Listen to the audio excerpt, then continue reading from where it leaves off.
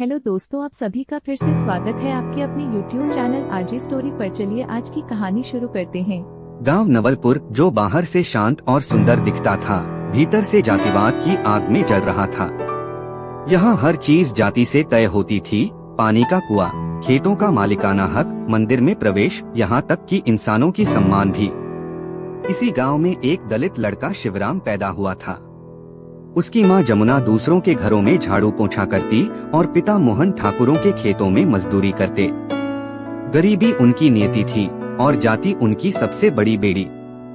शिवराम के मन में हमेशा सवाल उठते थे, क्या हम सिर्फ इसलिए नीच हैं क्योंकि हमारा जन्म एक छोटी जाति में हुआ? पर गांव में इन सवालों के जवाब नहीं थे, सिर्फ ताने और घृणा थी।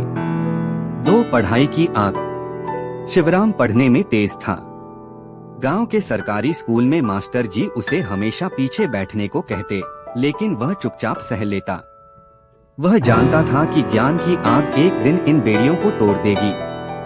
एक दिन जब वह स्कूल के हैंडपंप से पानी पीने गया, तब गांव के जमींदार भगवत सिंह के बेटे राघव ने उसे पकड़ लिया। अबे चमार, ये हैंडपंप तेरे लिए नहीं है, कहते हुए उसने शिवराम को थप्पड़ मार दिया। शिवराम की आंखों में आंसू आ गए, पर उसने विरोध नहीं किया। वह जानता था कि गांव में अन्याय के खिलाफ बोलने का मतलब मौत बुलाना था। मगर उस दिन उसने ठान लिया, वह इस जिल्लत से लड़ेगा। 3 सपनों का सफर। शिवराम की मेहनत रंग लाई। उसे शहर में स्कॉलरशिप मिली और वह कॉलेज जाने लगा। वहाँ उसे एहसास हुआ कि जाति की जकड़ यहाँ भी थी, मगर शहर में दलितों को कुछ हद तक अपनी पहचान बनाने का मौका मिल जाता था। उसने पढ़ाई के साथ साथ सामाजिक न्याय के बारे में भी समझा। बाबा साहेब अम्बेडकर की किताबें पढ़ी और सीखा कि बदलाव अकेले नहीं आता, इसके लिए लड़ना पड़ता है। 5 साल बाद जब वह गांव लौटा तो उसके पास एक सरकारी नौकरी थी।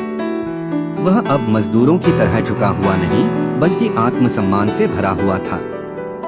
शिवराम की सफलता गांव के ठाकुरों को खटकने लगी। अबे चमार का लड़का बाबू बन गया। गांव में कानाफूसी शुरू हो गई। ठाकुर भगवत सिंह और उसके लोग यह बर्दाश्त नहीं कर सकते थे कि एक दलित ऊंचाई तक पहुंचे। एक दिन जब शिवराम गांव के पंचायत भवन में एक सभा में बैठा तो ठाकुर ने उसे ललकारा, अरे तू हमारे बराबर में बैठेगा?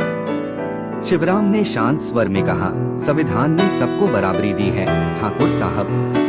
यह सुनते ही ठाकुर का चेहरा गुस्से से लाल हो गया। उसने सबके सामने ऐलान कर दिया, इस लड़के को सबक सिखाना पड़ेगा। गांव में दहशत फैल गई।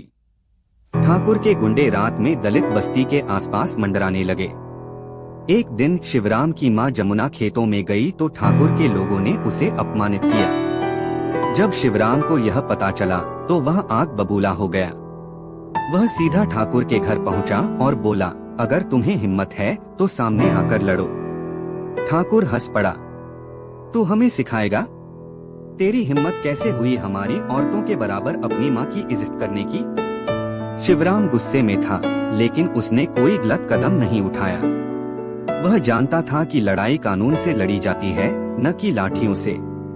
उसने पुलिस में शिकायत दर्ज कराई, मगर कोई सुनवाई नहीं हुई। एक रात जब शिवराम अपने घर में सो रहा था, तभी ठाकुर के गुंडे आए। उन्होंने घर में आग लगा दी। शिवराम की चीखें बस्ती में गूंज रही थीं।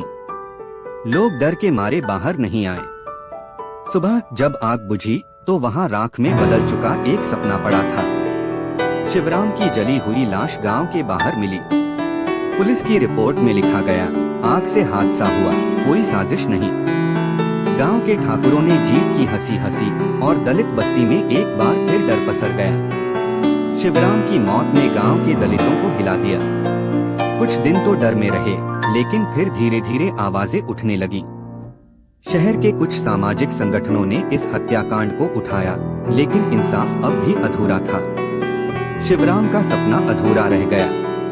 वह बदलाव लाना चाहता था, लेकिन उसकी आवाज को चुप करा दिया गया। लेकिन क्या सच में आवाज मरी थी? गांव के दलित बच्चे अब और डरते नहीं थे। उन्होंने स्कूल जाना शुरू कर दिया, किताबें पढ़नी शुरू कर दी।